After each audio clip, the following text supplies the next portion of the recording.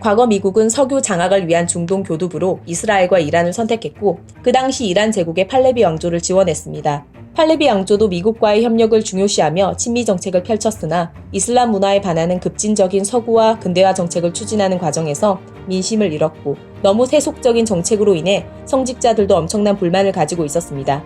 결국 국민들과 이슬람 원리주의자들이 봉기를 일으켰고 1979년 이란 혁명으로 왕조는 붕괴되었습니다. 그 결과 이란 이슬람 공화국이라는 시아파 신정 정치를 하는 새 정부가 세워집니다. 이들은 당연히 반미 정책을 펼쳤고 이로 인해 미국과 이란과의 관계는 나빠졌습니다. 이란은 미국뿐만 아니라 이슬람 특유의 시아파와 수니파의 갈등 등으로 중동의 다른 이웃 국가들과도 사이가 좋지 않는 등 적성국이 많았습니다. 1984년 미국에 의해 테러 지원국으로 지정된 후 미국의 제재로 경제력 또한 약해지고 있어서 수니파 국가의 침략과 미국의 개입을 차단할 수 있는 방법은 비대칭 전력인 핵 보유밖에 없다고 생각하여 핵 개발을 시작합니다. 2002년도에 이란의 비밀 핵 활동이 의심되자 얼마간 EU를 대표해 영국, 프랑스, 독일이 이란과의 협상을 시도했지만 성과를 얻지 못했고 그 결과 2006년 유엔 안보리의 대이란 핵 비확산 제재를 시작으로 숱한 유엔 안보리의 제재 및 미국의 제재가 가해집니다. 미국 제재의 경우 이란산 원유 수입 금지 및 금융 등에 대한 경제 제재가 포함되어 있었고 다른 나라들도 동참함에 따라 이란은 엄청난 경제 타격을 받습니다.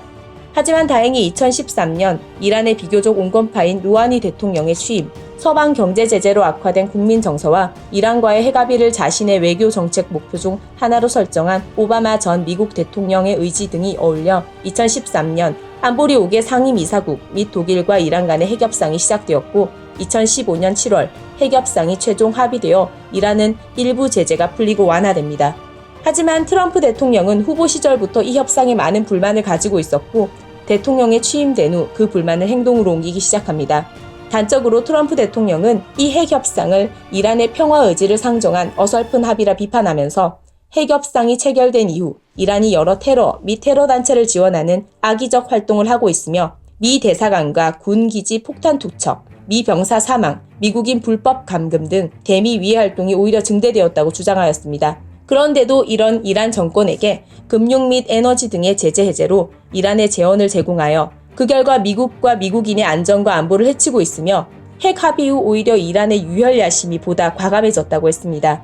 그리고 핵 합의에서 이란의 지속적 농축을 허락하기 때문에 설사 이란이 규정을 완전히 준수한다고 해도 시간이 가면서 핵 야심을 통제하기 어렵다고 보고 사우디아라비아 등 중동 지역 국가들이 이를 의식하여 이란이 핵무기를 소유할 시점 자신들도 핵무기를 갖고자 하여 핵무기 경쟁을 불러온다고 하였습니다.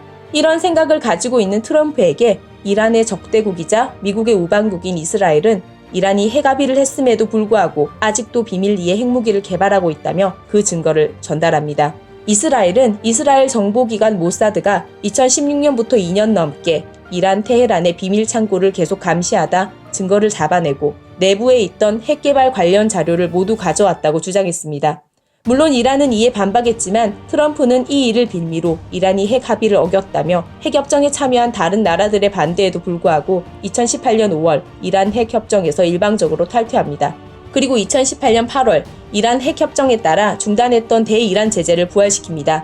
미국은 2차에 걸쳐 이란에 대한 제재를 가하는데 2018년 8월에 발효된 1차 제재에서는 이란 정부의 달러화 구매, 이란 리알화 관련 거래, 이란의 금과 귀금속 거래, 흑연, 알루미늄, 석탄 거래 등이 제재 대상이었습니다. 특히 이란 정부와 거래하는 제3국의 기업과 개인이 제재 대상이 되는 세컨더리 보이콧 조치가 핵심이었습니다. 중국의 GTE와 화웨이가 이 세컨더리 보이콧 조치를 어겼다며 미국에 기소를 당한 것입니다. 2018년 11월 발효된 2차 제재는 1차 제재보다 더욱 강력한 조치로 이란의 주력 수출품인 석유 거래가 금지되고 이란의 선박, 해운, 중앙은행 및 기타 금융기관과의 거래 등 거의 모든 수출입이 제재 대상에 올랐습니다. 이에 이란은 즉각 반발하며 미국의 압박을 정면 돌파하겠다고 팽팽히 맞서고 있는 상황입니다. 시청해주셔서 감사합니다.